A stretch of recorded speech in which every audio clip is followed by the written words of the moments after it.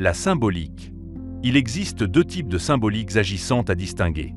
Le premier type repose sur la forme géométrique ou l'onde de forme qu'elle génère, ce qui peut produire divers effets.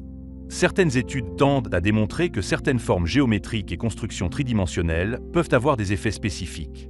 Pour explorer ces effets, il est recommandé de mesurer chaque nouvelle forme au cas par cas. Par exemple, vous pouvez tester la fleur de vie, présente dans presque toutes les cultures, ou encore la coquille Saint-Jacques. Vous pouvez également observer les effets en vous plaçant à différents endroits d'une forme pyramidale. La plupart des formes couramment rencontrées dans des approches énergétiques ou dans des édifices religieux possèdent des vertus énergétiques vérifiables. Le second type de symbolique agissante fait appel d'une part à l'intention placée dans le symbole et d'autre part à l'idée que vous vous faites du symbole. La plupart des prières pratiquées dans les principaux courants religieux sont chargées de symboles, et aucun de ces rituels n'est anodin.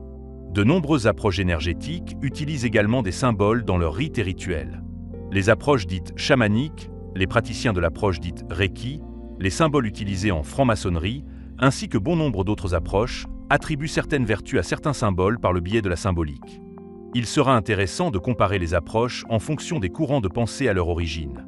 Par exemple, prenons un aigle ou tout autre symbole. Dans un premier groupe, cet aigle possède certaines vertus spécifiques. Pour le second groupe, il représente des vertus opposées à celles du premier groupe, tandis que pour le troisième groupe, il est simplement perçu comme un aigle.